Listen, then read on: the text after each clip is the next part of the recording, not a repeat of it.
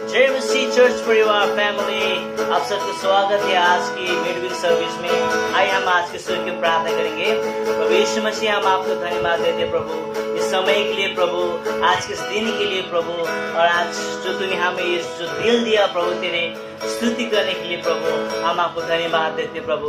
तू महान है प्रभु, तू सर्वशक्तिमान है प्रभु, तू सर्वव्यापी है, सर्वज्ञानी है प्रभु। तू था, तू है और तू हमेशा रहेगा प्रभु यीशु मसीह। हम तुझे हम आत्मा और सत्यता में आराधना करने लगे आए परम पिता। आज हमारे हृदय को हम तैयार करते और तेरी हम आराधना करते प्रभु यीशु मसीह। आज की सभा के शुरू तक तू रहना प्रभु, और हम सबको आशीष करना, हम प्रार्थना करते यीशु मसीह के नाम से, आमेन।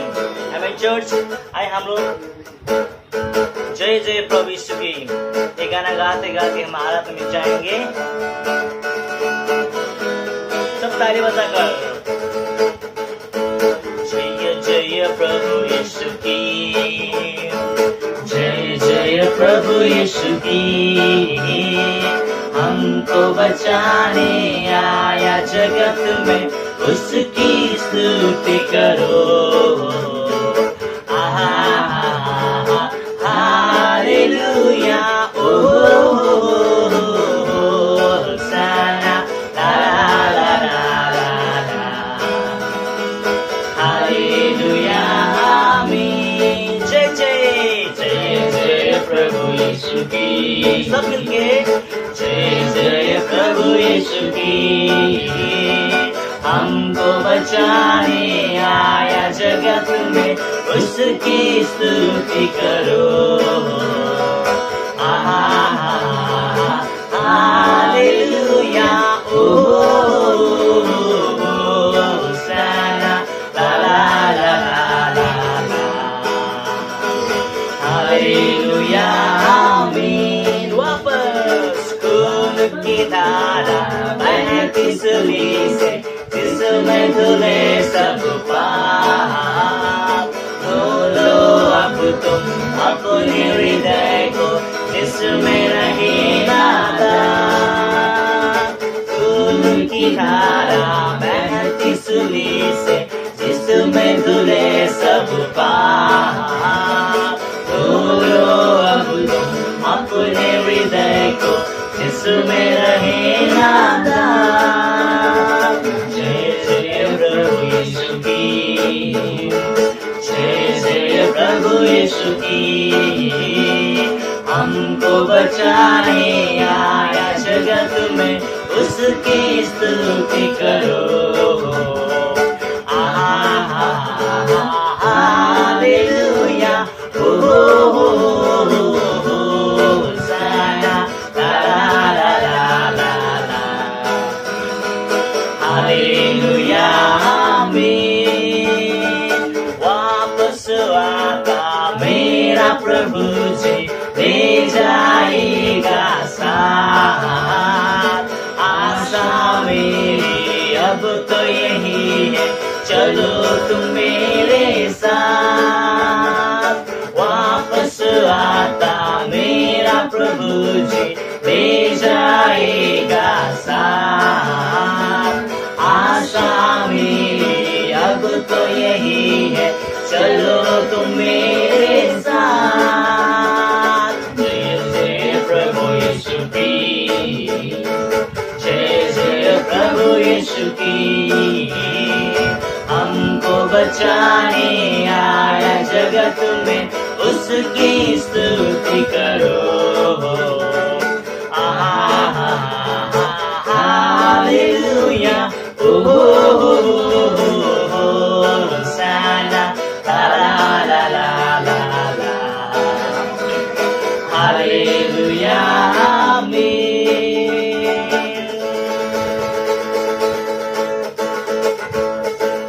जिंदगी मेरी बदल गई, जब से मसीह को पाया है। खिल गई है कलियां नई, यीशु बाहर लाया है। जिंदगी मेरी बदल गई, जब से मसीह को पाया है।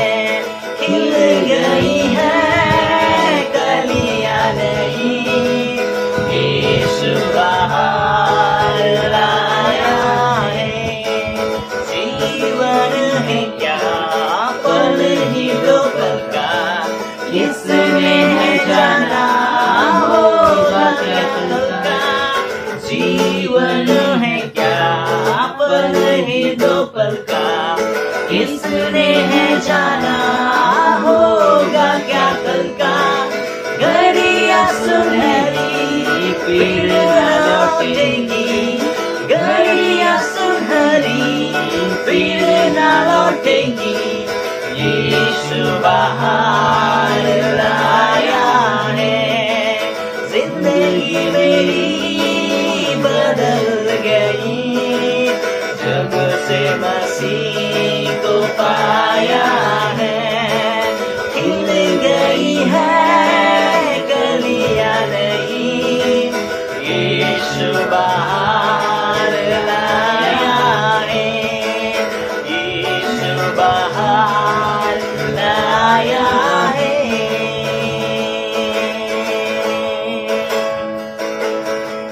यीशु तू है महान, यीशु सच्ची प्रवास तू है महान प्रभु, और तेरे सिवा और कोई नहीं। परमेश्वर पिता तेरी जय हो प्रभु, और तेरी स्तुति हो प्रभु हमारे जीवन से प्रभु, हमारे गानों से प्रभु और हमारी स्तुति से प्रभु। तेरी महिमा हो प्रभु, तुझे आराधना प्रभु और तुझे प्रशंसा और तुझे आदर भक्ति मिले प्रभु हमारे जीवन से, और हमारी स्तुति और प्रशंसा से प्रभु तू महिमित होना। परमेश्वर पिता आज हम आपकी प्रजा है प्रभु, हम आपके सृष्टि प्रभु, केवल यीशु हम तेरी आराधना करते प्रभु, तुझे हमें महिमा देना चाहते प्रभु। योग्य केवल तू, योग्य केवल तू, योग्य केवल तू ही प्रभु मेरे प्रभु यीशु। योग्य केवल, योग्य केवल तू, योग्य केवल तू, योग्य केवल तू ही प्रभु मेरे प्रभु यीशु। आदर और महिमा हो तेरी,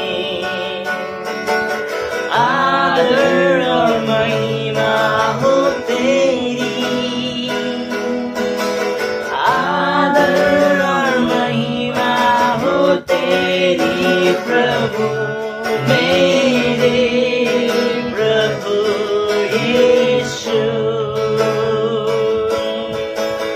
पवित्र केवल तू, पवित्र केवल तू, पवित्र केवल तू ही प्रभु मेरे प्रभु यीशु, मेरे प्रभु यीशु, मेरे प्रभु यीशु।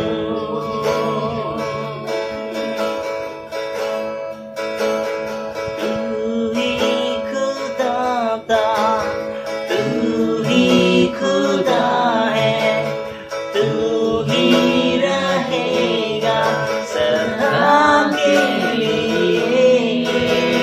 तू ही मुक्तिदाता, तू ही पालनहारा, तेरे आगे यीशु सर झुकाते,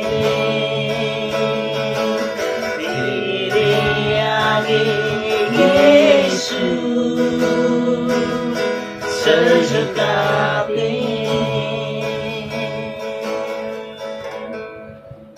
प्रभु आज हम केवल यीशु मसीह हम आपके आगे प्रभु अपने सर झुकाते प्रभु, अपने हाथ को उठाते प्रभु, और आप हमारे अपने हृदय को प्रभु आज हम तेरे हवाले करते प्रभु, हमारे सोच को, हमारे आत्मा को प्रभु, हमारे जीवन को, हमारे हर एक डिसीजन को प्रभु आज हम तेरे हवाले करते प्रभु। हमें आपकी जैसा प्रभु बनना प्रभु, हमें सिखाना, हमें मदद करना प्रभु हर एक दिन प्रभु।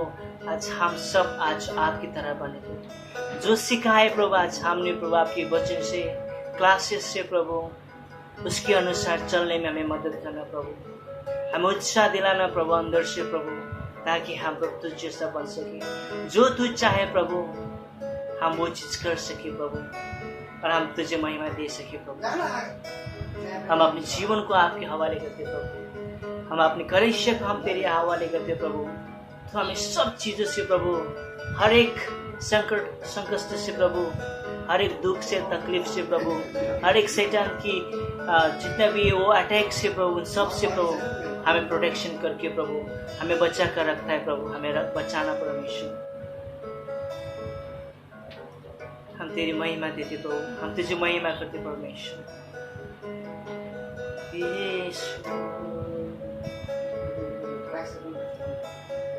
धन्यवाद देते प्रभु आज की सभा के लिए प्रभु। आपके वचन से हम सबको फिर से बातें करना प्रभु, हमें कन्विक्ट करना प्रभु आपके वचन से प्रभु।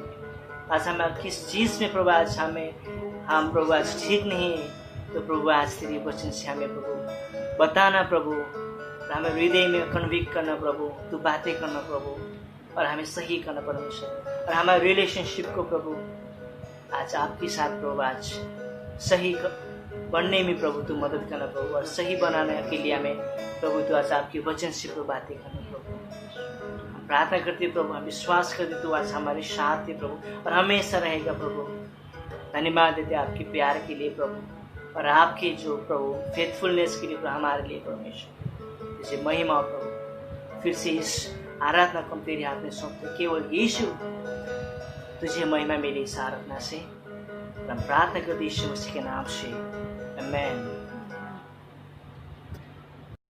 गुड इवनिंग हिंदी चर्च, आप सभी का फिर से स्वागत करता हूँ। Thank you for joining us online. आज की इस बुधवार की सभा में आप सभी का फिर से स्वागत है। धन्यवाद देना चाहता हूँ उन सभी लोगों को जो इस समय देख रहे हैं या फिर आने वाले समय में आप देखोगे। सच में हम सब बहुत ही अलग अलग स्थान पर एक तरीके से, लेकिन हम फिर भी संगति कर पा रहे हैं। परमेश्वर हमसे बात करता है और हम सच में इस समय में उम्मीद रख सकते हैं कि गॉड हमसे कुछ बातें कहेगा, right. So thank you for joining.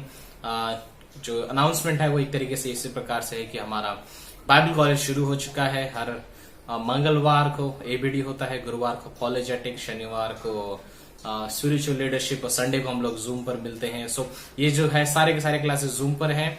आप लोग कहीं भी हो, आप जहां से भी सुन सकते हो, आप हमें ज्वाइन कर सकते हो। ये इस चीज के सबसे बेस्ट है इस बारे में, राइट। सो थैंक यू, आप बने रहिए। बाइबल कॉलेज शुरू हो चुका है, एंड देन हम एक दूसरे को प्रार्थना में याद करते रहे। सच में बहुत सारे लोगों की जॉब चीजें, अक्सर आई थिंक बहुत सारे लोग मिल चुका है जॉब, बट हम सच में प्रार्थना करते रहेंगे जिस तरीके से हमें आगे बढ़ना है, और हमें परमेश्वर को जानना है। और ये हमारा जीवन है जिसमें हम शरीर के साथ हम आत्मिक रूप से भी जीते हैं, राइट, और परमेश्वर को महिमा देते हैं। So thank you for joining. भेंट के बारे में अगर मैं छोटा सा कुछ चीज कहूँ आपके सामने, तो ये है एक तरीके से परमेश्वर ने हमें एक आज्ञा दी है, राइट, मलाकी का 3, कि सारा दशमांश मेरे भंडार में लेकर आओ। ओके, सारा दशमांश गॉड जो भी कहता है, गॉड ये कहता है कि मैंने तुम्हें एक तरीके से एक सामर्थ्य दी है। उस सामर्थ्य के द्वारा ये परमेश्वर है। नीति वचन में एक जगह जहां पर वचन कहता है कि ये परमेश्वर है जो सामर्थ्य देता है कि हम धन को इकट्ठा कर सके या पैसा कमा सके। नॉर्मल वर्ड्स में कहूं तो अगर आप नौकरी पर हो तो हमें आपको थैंकफुल होना चाहिए। अगर मैं नौकरी पर हूं तो मुझे थैंकफुल होना चाहिए कि गॉड ने सच में मुझे आशीष दिया है, क्योंकि इस दुनिया में बहुत सारे लोग हैं जिन समय उन चीजों के लिए तरस रहे, राइट। हमें अपने आशीषों को जानने की जरूरत है, और परमेश्वर को सामने हम उसका हिस्सा जो परमेश्वर हमें देता है उसमें से 10वां हिस्सा जो है मैं परमेश्वर के सामने लेकर आता हूं और उससे कहता हूं कि गॉड ये आपका हिस्सा है। और आदर के साथ परमेश्वर को प्रसन्न करते हुए मैं आज्ञा मानता हूं उसकी, राइट। हम ऑनर करते हैं, रिस्पेक्ट करते हैं, आदर करते हैं, सम्मान करते हैं परमेश्वर का, इस बात से कि हम उसकी आज्ञाओं को मानते हैं, राइट। सो जो भी दे पा रहे हैं आप देते रहिए, एक चीज मैं अगर लास्ट में कहूँ, एक चीज जो अनंत तक बनी रहेगी वो आपका इन्वेस्टमेंट होगा जो आपने अनंत के लिए किया है। आपका धन स्वर्ग में इकट्ठा हो रहा है, धरती पर नहीं। राइट, यहाँ से घटता है बट वहां पे आई डोंट नो कितना गुना है ऐड होता होगा, एक तरीके से जुड़ता होगा। ये हमारा निवेश है जिसका हमें एक दिन फल मिलेगा और परमेश्वर हमें निराश नहीं करेगा इस धरती पर और आने वाले समय में भी। सो थैंक यू जो कर पा रहे हैं। हम सच में प्रोत्साहित करना चाहेंगे। कलीसिया को जरूरत होती है उन चीजों की, राइट। और इसीलिए परमेश्वर ने कहा कि मेरे भवन में, कलीसिया में, किसी और चीज में नहीं, किसी और व्यक्ति को नहीं, लेकिन मेरे भवन में तुम दशमांश लेकर आओ, राइट। सो हम उस चीज को याद करते हुए प्रार्थना करते हैं। धन्यवाद देते परमेश्वर के सबको समय के लिए। Thank you God. आप बहुत अमेजिंग हो, आप विश्वास योग्य हो। हम अविश्वास योग्य होते कई बार, लेकिन आप अपने विश्वास योग्यता हमारी अविश्वास योग्यता पर निर्भर नहीं करवाते। थैंक यू कि आप अपने आप को नकारते नहीं हो और आप हमारे जीवन में बने हुए हो। आने वाले समय को, सारी चीज को आपके हाथ में देते प्रार्थना प्रभु यीशु के नाम से करते हैं। आमेन एंड आमेन। Thank you. आइए हम आज की स्पेशल सॉन्ग गाएंगे धन्यवाद के साथ।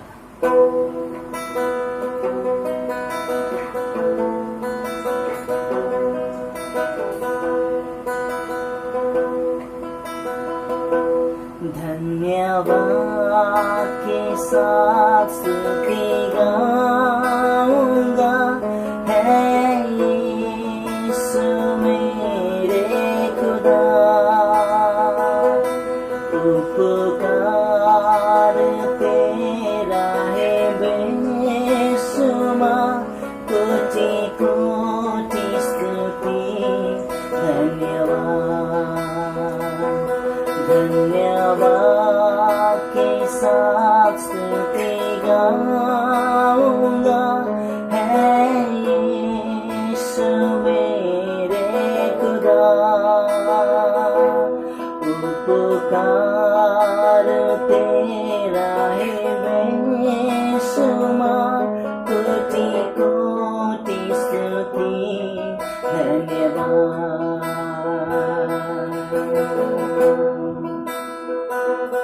योग्यता से भर के दिया है अपनी दया से तूने मुझे।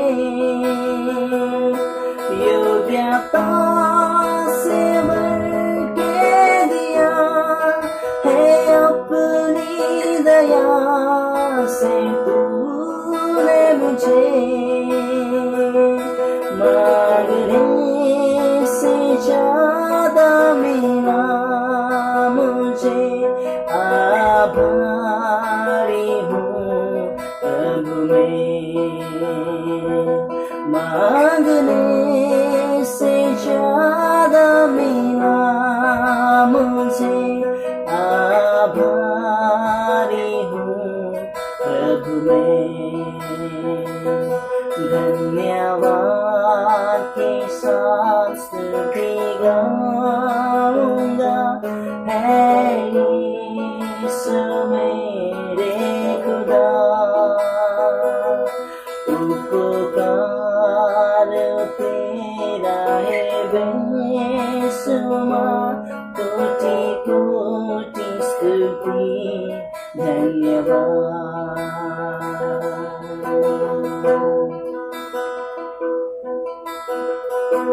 तू है सच्चा जिंदा खुदा, है तुझ पर ही भरोसा मेरा। तू है सच्चा जिंदा खुदा, है तुझ पर ही भरोसा मेरा। सेवा पूरी करके पाऊं इनाम, प्रभु ऐसा हो वरदान।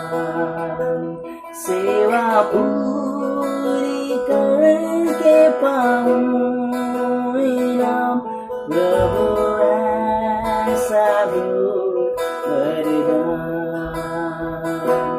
धन्यवाद के गाऊंगा है यीशु मेरे खुदा। उपकार तेरा है बेशुमार, कोटि कोटि स्तुति धन्यवाद, कोटि कोटि स्तुति धन्यवाद।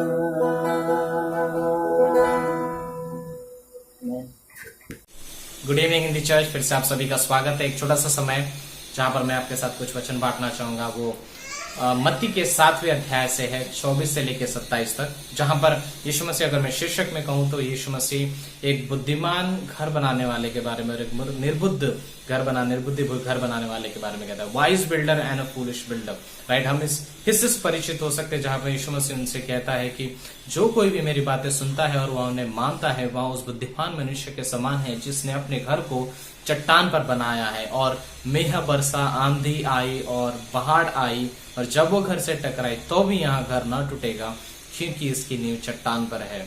और दूसरी ओर फिर एक तरीके से आगे वाली पंक्ति में वो कहता है कि दूसरा व्यक्ति जो मेरी बातों को सुनता है लेकिन वैसा करता नहीं, वह उस व्यक्ति के समान है जिसने अपने घर को बालू पर बनाया, रेत पर बनाया है, और जब मेह बरसा, आंधी आई और बाढ़ आई, वह उस घर से टकराई और वहां घर का एक बड़े तरीके से तहस नहस हो गया।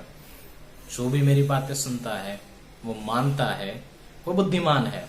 जो मेरी बातें सुनता है लेकिन मानता नहीं है, वो उस निर्बुद्धि के समान है जिसने अपना घर रेत पर बनाया है। ओके, सो इन वचनों के बारे में तो सोचते हुए आइए हम प्रार्थना करते। धन्यवाद देते परमेश्वर सर समय के लिए, और प्लीज आप हमसे बातें करना, हमें आपकी जरूरत है। थैंक यू हर एक अद्भुत चीज के लिए जो आपने हमारे जीवन में की है। आने वाले समय को आपके हाथों में देते हैं, आने वाले संदेश को भी यीशु मसीह के नाम से, आमीन। Thank you. या सो इस विषय में जब मैं सोचता हूं तो लाइक एक तरीके से हम विश्वासी या अन्य लोग भी, कॉमन मनुष्य अपने जीवन में निर्णय लेता है, राइट, डिसीजंस लेता है। वो डिसीजंस जो छोटे भी हैं और बड़े भी हैं। जिस एक विषय में मैं अगर बात करना चाहूंगा तो वो ये होगा, बुद्धिमत्ता से निर्णय लेना। ओके, बुद्धिमान बनना अपने निर्णयों में। सो एक चीज अगर मैं लाइक, एक मनुष्य निर्णय हर समय लेता है, राइट। उसके जन्म से लेकर, वो जन्म को नहीं चुनता, उसके बाद जब एक परिपक्व हो जाता है, लाइक ऑलमोस्ट सारी चीजें वो निर्णय लेता है। कुछ छोटे छोटे डिसीजंस होते हैं, लाइक खाना क्या खाना है, कपड़े कैसे पहनने हैं, घूमने कहाँ जाना है, माइनर डिटेल्स, माइनर डिसीजंस। लेकिन कुछ बहुत बड़े निर्णय होते हैं जो पूरे जीवन भर के लिए हमें एक तरीके से हम जिनका परिणाम लेते हैं, राइट। आप किससे शादी करते हो, बहुत महत्वपूर्ण है, राइट। देन कौन से स्कूल में जाते हो, वो भी इम्पोर्टेंट है, बिकॉज आप ऑलमोस्ट आपका कैरेक्टर वहां से शेप होता है, अगर एक तरीके से कहूँ, राइट। एंड देन कॉलेज, आपके फ्रेंड्स, तो बहुत इंपॉर्टेंट डिसीजंस है जिन्हें हम नजरअंदाज नहीं कर सकते एक तरीके से। इन छोटे और बड़े निर्णय में जब हम इन चीजों को देखते हैं, लाइक हमारे निर्णय बहुत कुछ दर्शाते हैं हमारे विषय में, राइट। एक समय था जब हम अविश्वासी थे। Okay, let's ask some questions. क्यों एक बैंक जो है वो बैंकरप्ट हो जाता है, क्यों वो कंगाल हो जाता है, राइट। एक परिवार क्यों वो एक तरीके से पूरे तरीके से टूट जाता है, ब्रोकन होम्स। एक व्यक्ति क्यों एक तरीके से नशे में पड़कर अपनी जिंदगी को बर्बाद कर देता है। एक व्यक्ति या कोई पर्सन कोई बीमारी का जो शिकार होता है, like HIV and everything. Imagine, कुछ समय के लिए जो भी चीजें थी और पूरी लाइफ डेवस्टेट हो जाती। कुछ निर्णय जो पूरी जिंदगी भर उनको बहुत सारी चीजों से लाइक गुजार सकते हैं एक तरीके से। लाइक मैं सच में सोच रहा था, हमारे निर्णय बहुत मायने रखते हैं हमारे स्वयं के जीवन के लिए और परमेश्वर के लिए भी एक तरीके से। अगर हम विश्वासी हैं तो लेट्स थिंक ऑफ दिस, इस तरीके से सोचते हैं। विश्वास में आने से पहले हम संसार के तरीके से जी रहे थे, हम वैसे जी रहे थे जैसे संसार कहता है। हमारे स्टैंडर्ड जो थे वो संसार के थे, हम जिन नियमों का पालन करते थे वो वर्ल्ड के सिस्टम होता था। लाइक हम एक तरीके से मैं कहूं तो हम सच में परमेश्वर के विरोध में थे। हम सच में वो कार्य करते थे जैसे जो हमारे मन के अनुसार सही है, क्योंकि उस समय में हमारा राजकुमार कोई और था, अंधियारे के राज्य में थे। बट देन जब एक मोमेंट आया हमारे जीवन में जहां पर आपने और मैंने विश्वास किया यीशु मसीह पर, उसके क्रूस पर, और फिर हम उस अंधियारे के राज्य से हम ज्योति के राज्य में लाए गए। हम ज्योति के संतान कहलाए जाते हैं, राइट, चिल्ड्रन ऑफ लाइट। हम जिन्हें सच्चाई पता है एक तरीके से। अब हमारे पास झूठा जीवन नहीं है एक तरीके से। हम सच्चाई में एक हम जीवित लाश थे एक तरीके से जो चल रहे थे जीवन में, बट हमारे पास अब असली जीवन आया है, एक बहुतायत का जीवन, एक अनंत का जीवन जो हमेशा के लिए बना रहेगा। अब एक समय था जब मेरा डिसीजंस कुछ और होता था, लेकिन अब मेरे निर्णय कुछ और होते हैं, क्योंकि अब मैं सच्चे जीवित परमेश्वर को जानता हूं। इमेजिन कीजिए इन सारी चीजों को, ओके। एक विश्वासी जब वह विश्वास में एक व्यक्ति जब वह विश्वास में आता है, उसने उद्धार को ग्रहण कर लिया, हमारे पास एक पवित्र आत्मा दी गई है, और अब हमारा जो सोचने का तरीका, हमारा फ्रेम ऑफ रेफरेंस, सोचने का जो दृष्टिकोण है, वो भी बदल जाता है। अब हम पहले अपने घरों को, अपने जीवन को किसी चीज पर बनाने की कोशिश करते थे। मे बी वो पहला करियर था, पैसा, राइट, पैसे पर जीवन बनाने की कोशिश करते थे, कॉन्टैक्ट्स, नाम, इज्जत, एक तरीके से, राइट, स्टेटस, सोसाइटी में हम कैसे रहते हैं, एक्सटर्नल चीजें हमारे लिए बहुत मायने रखती थी। पर जब मैं विश्वासी बन गया, तब मैं ये सोचने लगा कि परमेश्वर क्या सोचता है। अब परमेश्वर के नजरिए से मैं आगे जाना चाहूंगा। तो बुद्धिमत्ता का निर्णय क्या होगा? आई थिंक मेरे हिसाब से मैं एक चीज सोच रहा था, बुद्धिमत्ता का निर्णय ये है कि मैं परमेश्वर की इच्छा को जानता हूं हर जगह पर, राइट। मैं इंक्वायर करता हूं परमेश्वर से कि गॉड, आपकी इच्छा क्या है मेरे जीवन में, आप क्या चाहते हो मेरे जीवन में, आप कौन सी बातों को कहना चाहते, क्या मेरे डिसीजंस सच में आपको महिमा देते हैं। एक विश्वासी बनने के बाद उसकी आज्ञा पालन मुझे बुद्धिमान बनाती है एक तरीके से। मैं सच में सोच रहा था इन चीजों में बहुत सारी चीजें हैं। लाइक नीति वचन का हम सब जानते हैं, एक वचन जो फेमस है पूरे नीति वचन में, जो बार बार दोहराया गया, नीति वचन का 9-10 और अन्य जगह पर भी है। भय, बुद्धिमत्ता क्या है? परमेश्वर का भय रखना, right. Fear of the Lord is the beginning of wisdom. बुद्धिमत्ता की शुरुआत परमेश्वर के भय से आती है, उसके आदर और उसके सम्मान से आती है। लाइक अब हम संसार के जैसे नहीं सुनते, लेकिन बुद्धिमत्ता के जो डिसीजंस है, वाइज डिसीजंस, हम रियली में राइट डिसीजंस जो लेते हैं, हम सच में परमेश्वर की इच्छा को जानते हैं, और हम कहते हैं कि गॉड, आप क्या चाहोगे मैं करूं। हम परमेश्वर से सलाह लेते हैं। हमारे जीवन में कोई ऐसा हिस्सा नहीं जहां पर हम गॉड से कहते हैं कि आप यहाँ कार्य नहीं कर सकते। हम उसे हर एरिया देते हैं और हम कहते हैं कि गॉड, आप इस जगह पर कार्य कीजिए, हमें जरूरत है। अब हमारे जो जीने का जो दिशा निर्देशक होते, एक तरीके से जो गाइडेंस होता है, वो हमें परमेश्वर से मिलता है। मेरे सारे निर्णय मैं परमेश्वर के वचन के आधार पर लेता हूँ। क्या मुझे वचन इसकी अनुमति देता है? क्या मुझे सच में ऐसा करना चाहिए? It can be different, like अलग अलग पहलू पर हो सकता है। बाइबल में इतना मुझे पता है कि बाइबल में इस जीवन के सारे प्रैक्टिकल एप्लीकेशंस दिए गए हैं। ऐसा कोई सवाल नहीं होगा जिसका बाइबल में उत्तर ना हो, राइट। सो हम परमेश्वर के सामने पवित्र आत्मा के माध्यम से वचनों के द्वारा एक तरीके से हम जान सकते हैं कि सच में हमें कैसे निर्णय लेना चाहिए। परमेश्वर का भय बुद्धिमत्ता की शुरुआत है, और उस बुद्धिमत्ता से हम निर्णय लेते हैं, राइट। इवन जो पंक्ति जिस तरीके से कहता है ना कि दो बुद्धिमत्ता के बारे में कहता है कि इस संसार की बुद्धिमत्ता है और एक स्वर्ग से बुद्धिमत्ता है हमारे पास। इमेजिन, हमारे पास वो विजडम है जो गॉड की विजडम है, और हम चुनाव करते हैं, हम चुनते हैं कि हम सच में वैसे करना, हम उसकी बुद्धिमत्ता में कार्य करना चाहते हैं। लाइक मेरे अंदर एटलीस्ट वो इच्छा होती है, वो डिजायर होता है कि गॉड, मैं आपकी इच्छा के अनुसार चलना चाहता हूं, मैं आपकी बुद्धिमत्ता के अनुसार चलना चाहूंगा। अगर वो इच्छा भी नहीं है तो आई थिंक मुझे चेक करने की जरूरत है फर्स्ट थिंग कि मैं सच में विश्वास करता हूं। अगर करता हूं तो क्या मैं सच में उससे प्यार करता हूं, right. Do I really love God? क्या मैं सच में परमेश्वर से प्यार करता हूं और उसे अपना जीवन पूरे तरीके से देना चाहता हूं? मोस्ट ऑफ द टाइम मूर्खता ये होगी, मैं अपने जीवन को अपने तरीके से जीने की कोशिश करता हूं, अविश्वासी के नाई, राइट। जो आई थिंक एक पंक्ति भजन संहिता में जहां पर वो कहता है ना कि वो जो कहते हैं कि कोई परमेश्वर नहीं, वो मूर्ख है, वो निर्बुद्ध है। यहाँ पर भी एक वचन कहता है कि वो जो सुनते हैं लेकिन वैसा पालन नहीं करते, इवन वो भी निर्बुद्धि है। हम निर्बुद्धि नहीं बनना चाहते, पर ट्रस्ट में इस दुनिया में ऐसे बहुत सारे लोगों के घर है जो रेत पर बने हुए हैं, जिनकी चट्टान यीशु मसीह नहीं है। एक आदमी एक छोटे से चौल में पत्थरों के, आज भी 4 दीवारों उसकी जो है वो पत्थरे से बनी है, लेकिन उस घर में यीशु मसीह का वास है, उस घर में यीशु मसीह की उपस्थिति है। वो घर है जो चट्टान पर बना है।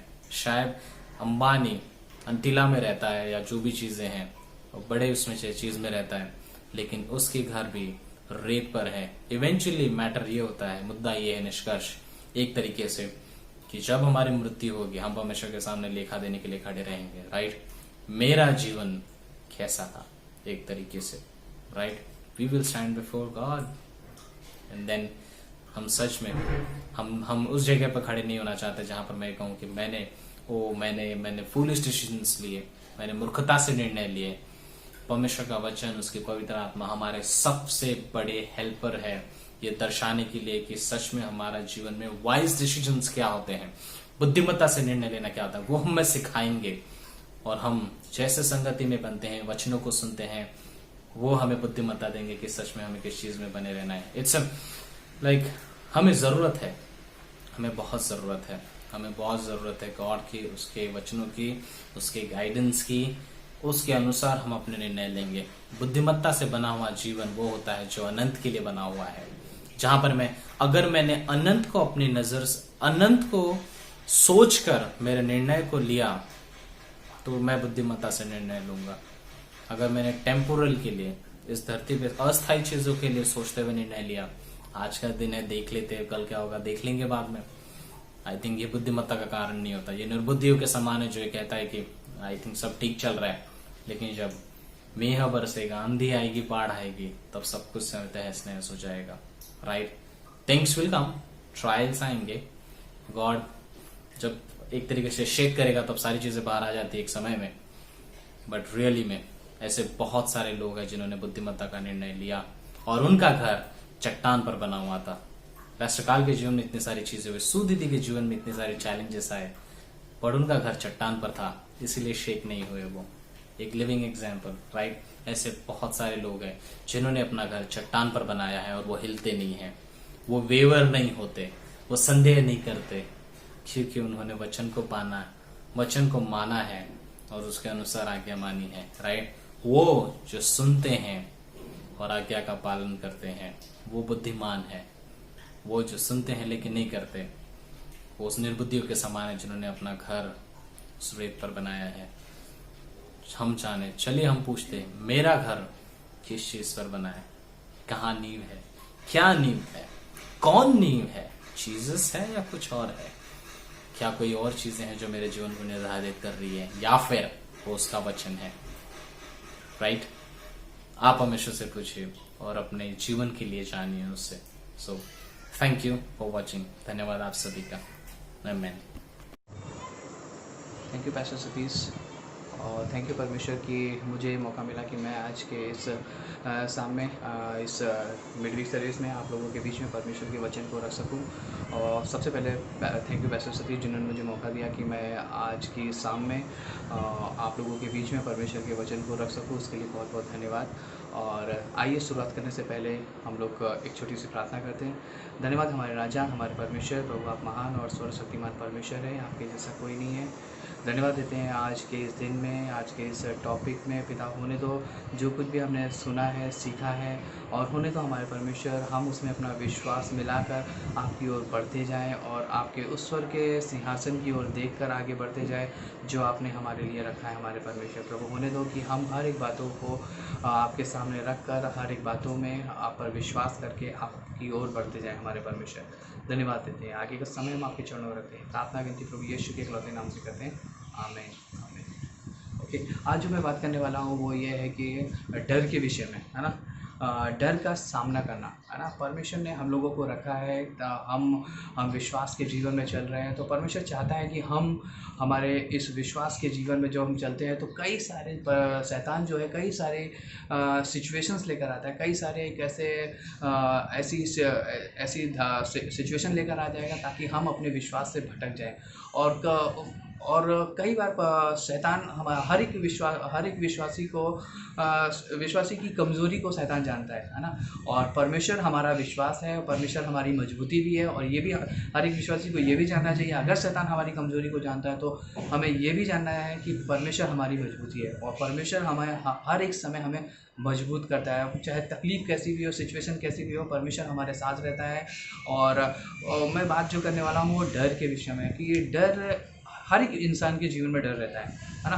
हर एक जो मनुष्य है वो किसी ना किसी चीज़ से डरता है, और शैतान कई बार उन्हीं चीज़ों को, हमारी जो कमज़ोर पॉइंट है उन चीज़ों को पकड़ कर शैतान कई बार हमारे विश्वास से हमको भटकाने की कोशिश करता है ना। शैतान कई बार उस पॉइंट्स को पकड़ लेता है, कि हमारी कमज़ोरी को पकड़ लेता है, हमारे डर को पकड़ लेता है, ताकि उसके द्वारा वो हमको परमेश्वर से दूर लेकर जाए, है ना। डर मैं सोच रहा था डर के बारे में, कि डर क्या है ना।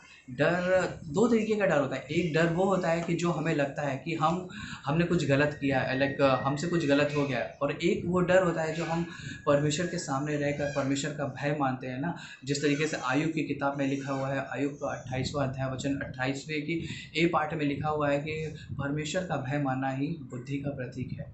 लाइक हमारे अंदर अगर परमेश्वर का डर है तो इसका मतलब ये नहीं है कि ये एक अच्छी बात है ना। ये एक अच्छी चीज़ है कि हमें परमेश्वर का डर होना चाहिए। हमें इस संसार में बहुत सारे लोग हैं जो हमको डरा सकते हैं, इस संसार में बहुत सारी ऐसी चीज़ें हैं जो हमको डरा सकती हैं, पर ज़रूरी ये है कि हमें किसका डर रखना है।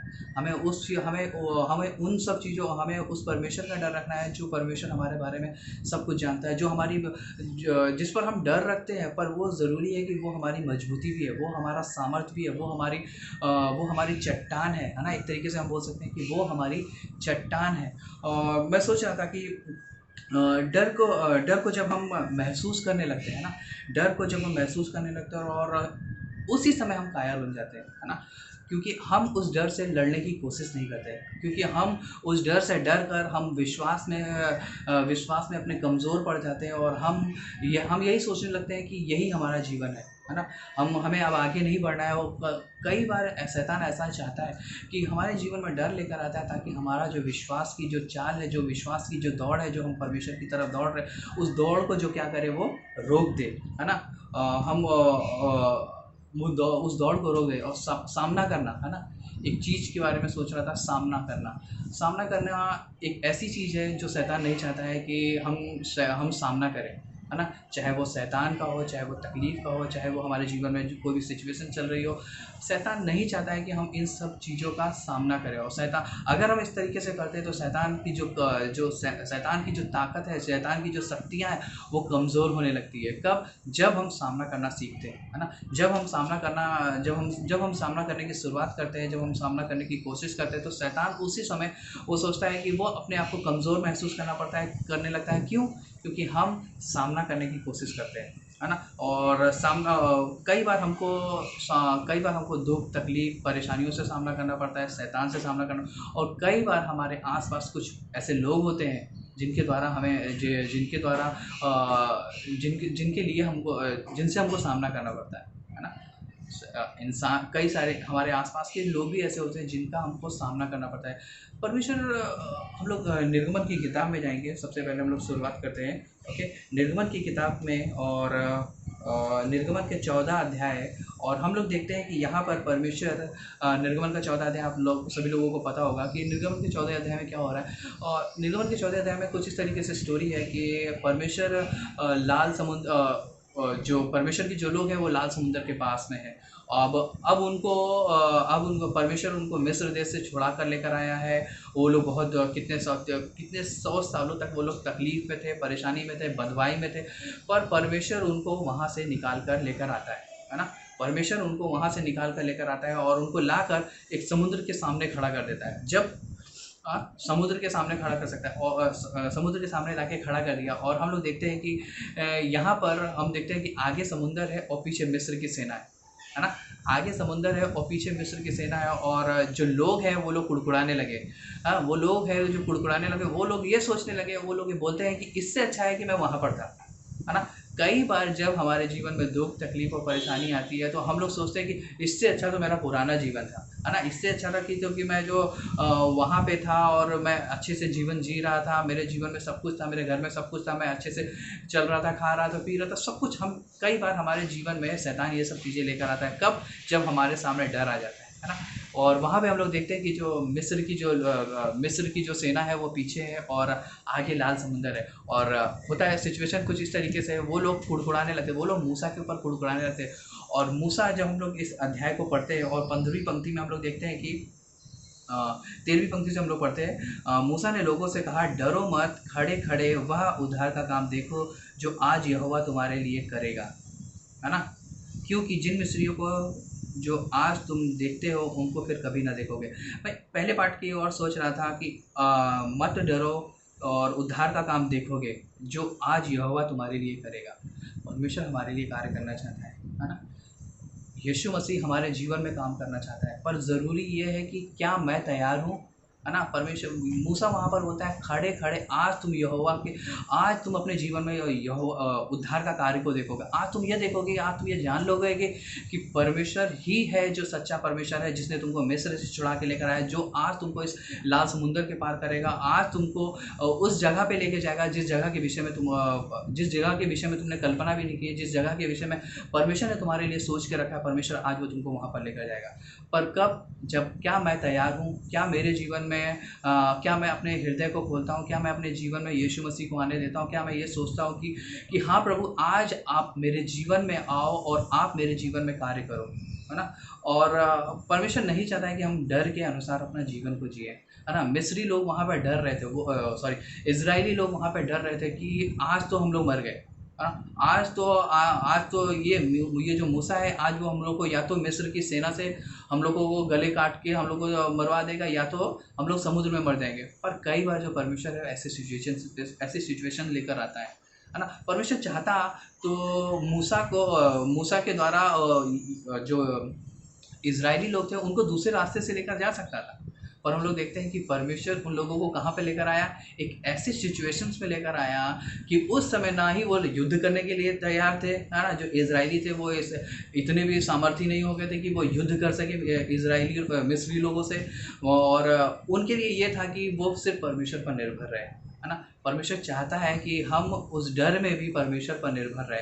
और हम लोग देखते हैं कि किस तरीके से वहाँ पर परमेश्वर है जो उन लोगों को मैंने बोला ना कि परमेश्वर सिचुएशन ऐसी लेकर आता है ताकि हम उस पर निर्भर हो जाएं, है ना। हम उस डर की ओर ना देखें, बल्कि हम उस डर से आगे बढ़कर देखें, हम उस डर के पार होके देखें। हम ये सोचें कि यहोवा परमेश्वर जो है वो हमारे लिए लड़ेगा, वो हमारे उद्धार का कारण है, वो हमको बचाएगा, चाहे सिचुएशन कैसी भी हो, है ना। सिचुएशन कैसी भी हो, और परमेश्वर हमको है वो हमको बचाएगा, वो हमको आगे लेकर चलेगा।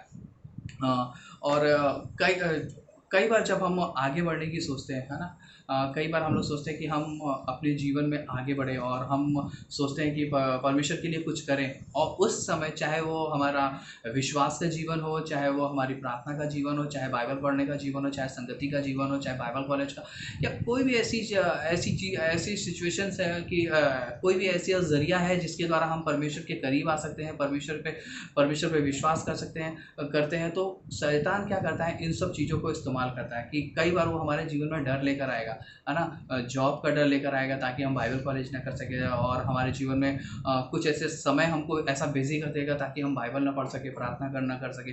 तो शैतान है जो नहीं चाहता है कि हम आगे बढ़े, है ना। शैतान है वो जो नहीं चाहता है कि हम आगे बढ़े और हम उसकी सेवकाई में हम लोग उसकी सेवकाई का हिस्सा बने, चाहे वो किसी भी सिचुएशन में हो, चाहे वो किसी भी तरीके से हम उसकी सेवकाई का हिस्सा बन सकते हैं, प्रार्थना करने के द्वारा, लोगों की मदद करने के द्वारा, दान देने के द्वारा, है ना।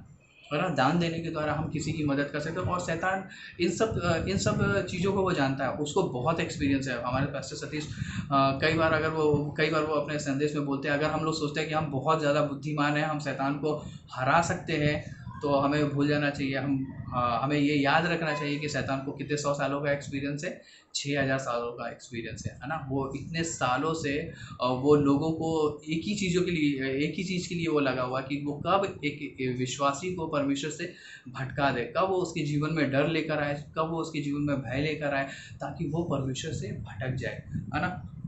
और एक स्टोरी है न्यायों की किताब में, हम लोग देखते हैं कि 7वां अध्याय वचन 2 हम लोग पढ़ते हैं, और एक आखिरी स्टोरी है जिसके बाद में मैं ख़त्म करूँगा। न्यायों का किताब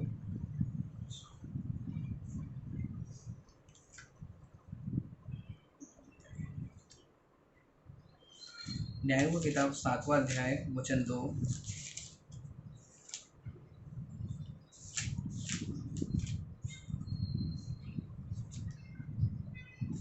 एक मिनट, मेरा पेज पलट गया, फंस गए थे। हाँ, तो हम लोग देखते हैं कि यहाँ पे लिखा हुआ है, न्यायों का किताब 7वां अध्याय वचन 2 बोलता है, तब यहोवा ने गिदोन से कहा, जो लोग तेरे संग हैं वे इतने हैं कि मैं घानियों को उनके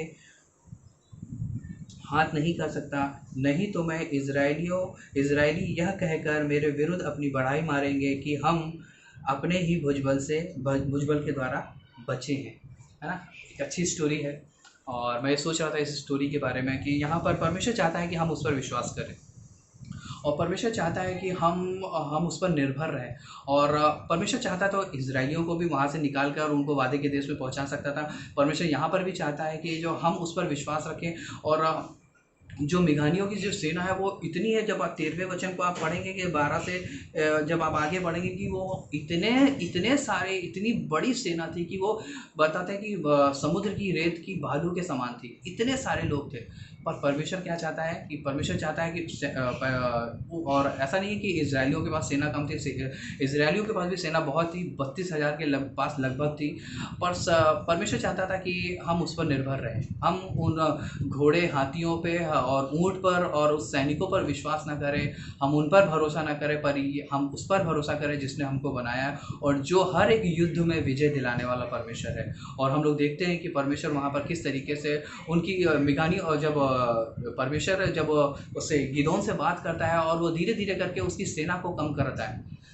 इंसान जब किसी देश पे अगर कोई देश किसी देश पे युद्ध करता है तो किस तरीके से जीतता है, वो इस तरीके से जीतता है कि उसकी सेना मजबूत होनी चाहिए, उसके पास में बहुत अच्छे हथियार होने चाहिए, उसके पास बहुत अच्छे जो टेक्नोलॉजी होनी चाहिए जिसके द्वारा वो जी सकता है। और यहाँ पर हम लोग देखते हैं कि परमेश्वर जो है वो हर एक चीज़ क्या करता है, धीरे धीरे करके वो कम करा देता है ना, धीरे धीरे करके वो कम करा देता है। और उसका बोलने का मतलब जब आप दूसरा वचन पढ़ते हैं तो वहाँ पर लिखा है कि हम जो इजरायली है वो आगे चलकर वो इस बात पे जो घमंड ना करे कि मैंने अपनी ताकत से, मैंने अपनी सामर्थ्य से जो मिघानियों को हराया है। वो आगे चलकर जब हम लोग आगे के अध्याय हम लोग पढ़ते हैं तो वो हम लोग देखते हैं कि जो इजरायली लोग हैं वो परमेश्वर की आराधना कर रहे हैं।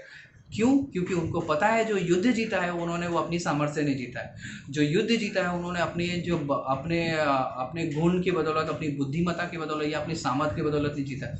उन्होंने युद्ध जीता है वो इसलिए क्योंकि परमेश्वर उनके साथ था। और परमेश्वर क्यों उनकी सेना को कम कराया, मैं इस चीज़ के बारे में सोच रहा था कि मैं जब पढ़ रहा था कि जो वहाँ पे आप जब उसके बारे में और उसके बारे में छानबीन करेंगे तो वहाँ पे बताता है कि जो लोग थे वो उनके हृदय में भय था, है ना, उनके हृदय में डर था कि हम जो है उन मिघानियों से हार जाएंगे क्योंकि उनकी सेना बहुत बड़ी है ना, उनकी जो सेना है वो बहुत बड़ी है और हम उनसे क्या करेंगे, हम हार जाएंगे, है ना। परमेश्वर क्या चाहता है? परमेश्वर चाहता है कि तुम मुझ पर विश्वास करो, तुम डर पे मत करो, तुम जो तुम्हारा डर है उससे बड़ा हमारा परमेश्वर है। और परमेश्वर क्या करता है, उन लोगों को साइड में कर देता है ना, उन लोगों को साइड में कर देता है। परमेश्वर उन लोगों को आगे करता है जो लोग उस पर विश्वास करते हैं, जो लोग उससे डरते नहीं है, जो लोग शैतान से डरते नहीं, जो लोग सिर्फ परमेश्वर पर विश्वास करते हैं। और आगे हम लोग देखते हैं कि वही लोग परमेश्वर ने उन लोगों को इस्तेमाल किया और हम लोग देखते हैं कि वो लोग उस युद्ध में विजयी हुए। तो बोलने का मतलब ये है कि जो डर है वो कई बार शैतान हमारे जीवन में लेकर आता है ताकि हमारी जो विश्वास की जो उड़ान है वो क्या करे, उस डर के द्वारा धीरे धीरे वो क्या करके हमारे विश्वास को वो कमज़ोर करके हमारे उस उड़ान को वो नीचे लेकर आए, है ना। पर परमेश्वर चाहता है कि हम उस पर विश्वास करें, है ना। परमेश्वर चाहता है कि हम उस पर विश्वास करें और विश्वास के द्वारा हम हमारे सारे डर को, सारे भय को हम सब परमेश्वर पर रख कर हम आगे बढ़ते जाएं। है ना। तो आज जो मैं सोच रहा था कि ये है कि अगर परमेश्वर हमारे पास है तो हमें डरने की ज़रूरत नहीं है ना। अगर परमेश्वर हम लोग देखते हैं कि इजराइलियों के साथ में परमेश्वर था और उसको परमेश्वर ने सबसे बाइबल का जो सबसे बड़ा चमत्कार हम लोग देखते हैं कि समुद्र दो भागों में बट गया। कब? जब उनके जीवन से डर गया, है ना। जब उनके जीवन से डर गया तो हम लोग देखते हैं कि समुद्र दो भागों में बट गया। जब उनके और आगे जब हम न्यायों की किताब में देखते हैं, जब उनके जीवन से डर गया तो उन्होंने हजारों लाखों लोगों को क्या किया? मारा और उनको अपने देश पे उन लोगों ने विजयी किया। कब? जब हमारे जीवन में जब डर नहीं होगा, जब हमारे जीवन में डर नहीं होगा तब हम परमेश्वर पर विश्वास कर सकते हैं। हम फेस टू फेस उससे बातें कर सकते हैं, हम जो उसकी ओर देख सकते हैं। क्यों?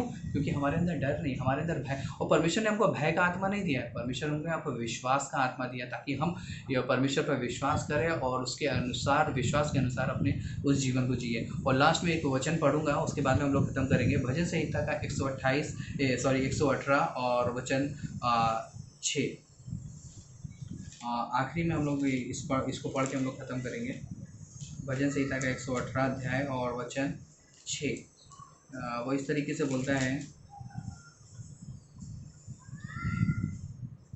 यहोवा मेरी ओर है, मैं ना डरूंगा, मनुष्य मेरा क्या कर सकता है ना। परमेश्वर हमारी ओर है ना। परमेश्वर हमारे साथ में है, वो हमारे साथ में खड़ा है। वो हर एक सिचुएशन में वो हमको अपने हाथों पे लेके चलता है। उसने हमारे नाम को अपने हाथों में लिखा रखा है और वो हमेशा हमको उठा के चलता है ना। वो हमारे साथ है। वो मत्ती का 28वां अध्याय वचन 18 से 20 को जब 20वां वचन हम लोग पढ़ते हैं कि परमेश्वर बोलता है जगत के अंत तक वो हमारे साथ में है ना। सृष्टि के अंत तक वो अगर हमारे साथ में है तो हमें किसका डर है ना। परमेश्वर हमारे साथ में है तो हमें किसका डर है। वो हमारे साथ में, वो हमको हर एक बातों में विजय दिलाएगा, वो हमें हर एक सिचुएशन में हमें विजय दिलाएगा। पर ज़रूरी है कि हम अपने उस डर पे विजयी पाए। किस तरीके से हम विजय पा सकते हैं? परमेश्वर पे विश्वास करके, है ना। परमेश्वर के साथ संगति करके, परमेश्वर के वचन पे विश्वास करके, प्रार्थना करके, है ना। Thank you. और आज के थैंक यू और इन बातों के लिए जो हम चाहते हैं कि आप इसको सुनिए अच्छे से और अपने जीवन में अप्लाई करिए। Thank you. एक छोटी सी प्रार्थना करते हैं फिर हम लोग खत्म करते हैं। धन्यवाद हमारे राजा, हमारे परमेश्वर, प्रभु आप महान है। और धन्यवाद इस वचन के लिए जो आपने हमें सिखाया कि हम विश्वास करें, हम डरे नहीं परंतु हम आप पर विश्वास कर और इस विश्वास के जीवन को हम आपके सामने रखें और एक दिन पिता परमेश्वर ताकि आप हमें बोल सकें कि सब वास्तविक विश्वासी उदास। धन्यवाद हमारे परमेश्वर। आगे का प्रार्थना प्रभु यीशु मसीह के नाम से करते हैं, आमीन।